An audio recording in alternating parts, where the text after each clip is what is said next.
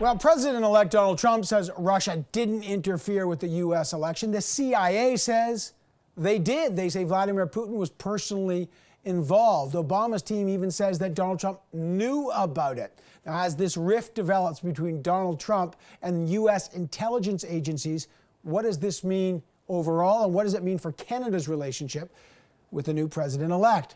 Let's find out. Joining me now, the U.S. Ambassador to Canada, Bruce Heyman. Ambassador, good to see you. Good to see you, Evan. How are you? Well, I'm good. Everybody's trying to read the tea leaves. As you know, they're looking at Donald Trump's tweet feed, and they're looking at who he's appointing inside for his cabinet. And the one question they're trying to ask is, how does this affect Canada? First question, is NAFTA in jeopardy? Well, first of all, how everything affects Canada, the U.S.-Canada relationship is enduring. So it doesn't matter, really, and I've said this before, who's in 24 Sussex or who's in the White House. The U.S.-Canada relationship is strong and it will continue to thrive.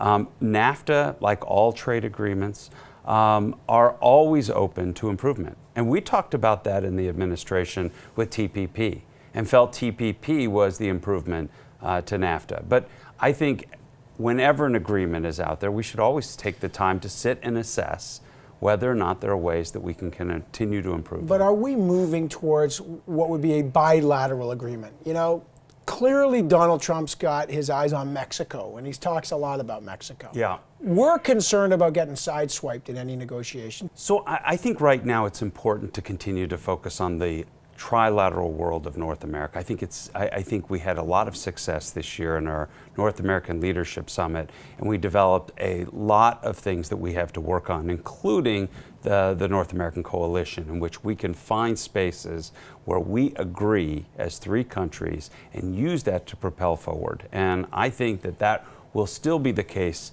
on a going forward basis. How important is a relationship between a prime minister and a president? Barack Obama and Justin Trudeau almost instantly seem to have a very close relationship. How important is it for Justin Trudeau to have a good relationship with Donald Trump? It's always additive, but the U.S.-Canada relationship is integrated at so many different levels that we had nearly 10,000 visitors from all across the U.S. government in the last year working together on just about everything that you can imagine. But it's always helpful when two leaders can work across the table from each other. You got Joe Biden to come here last week, right? Vice President of the United States. That's a big visit. That was a lot of people saying, what the heck is Joe Biden doing here? You know, end of the session, you can't strike a deal. What was the symbolic importance of Joe Biden coming here, meeting with premiers? Why did he do that? Well, the symbolic importance is just demonstrating the strength of the U.S.-Canada relationship, that we always work together. And it's important to note that the Vice President of the United States took time in one of his very last international visits to come to Canada to sit with the Prime Minister to acknowledge the relationship where it's been, which was a great last year and change, but also being optimistic about where it's going. Concerns about Buy American, are they here or are they here? And are they going up? Because, you know, you talk to business leaders here, there's a real concern that things are going to change. There's going to be the big infrastructure plan that Donald Trump's talking about, but it will be Buy American. And that's the kind of thing that will shut out Canadians. I don't want to make any assumptions as to where President Trump is going to be. But we'll know very shortly as to the path that he'd like to take us in terms of trade and interactions. But the U.S.-Canada relationship will continue to be very strong. Did Russia hack the U.S. election? Well, according to the administration, that it was clear that there were people in Russia, and it goes to the highest levels, that were doing malicious activity. This was announced in October, and the president has asked for a complete assessment of this, and he'd like to have it completed before the end of his administration. The CIA says they have got strong evidence that Russia hacked. Donald Trump says that's a conspiracy theory.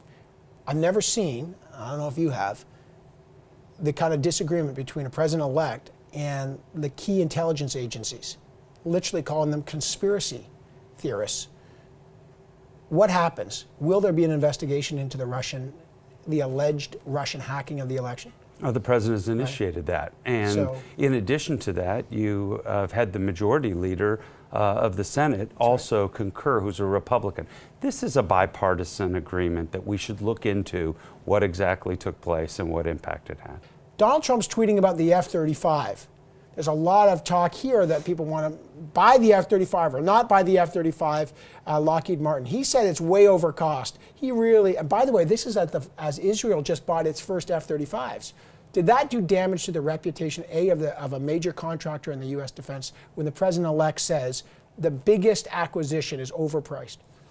I think the president-elect is trying to stake his ground in terms of advocating for an efficient U.S. government at every level. And I have no knowledge personally as to any one company or any one circumstance. But you know, he's preparing his government. He's working ahead. Let's see where the policies are once he is shaving governing. Off billions of dollars of stock off. I think $4 billion lost off Lockheed Martin. What happens to you, Ambassador, now? So you've got to. What's the process now? You're appointed by Barack Obama. What's the process for you now? So the process is in some ways pretty straightforward. The president was deeply appreciative of George W. Bush, who actually had all of his political appointees submit resignations before Barack Obama took office.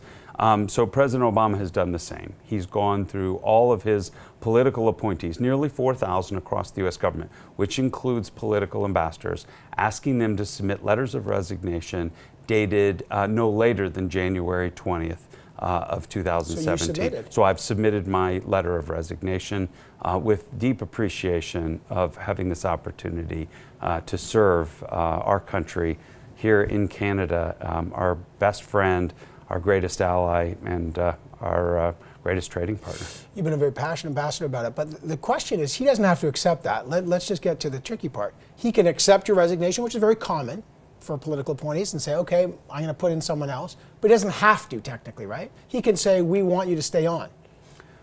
You're talking about President-elect. President-elect Trump could say, you know, thank you very much, you've served your country great, but he doesn't have to. He could ask you technically to stay on. That's correct. Right.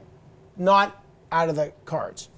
It's not out of the cards, and there's some history to that. Even right. Here in Canada, Bill Clinton's ambassador, Gordon Giffen, stayed on until his replacement showed up, which was then Governor Cellucci, Ambassador Cellucci. Right. And would you accept that if he asked you to stay on? I would have to seriously consider if the President of the United States asked me to represent the United States.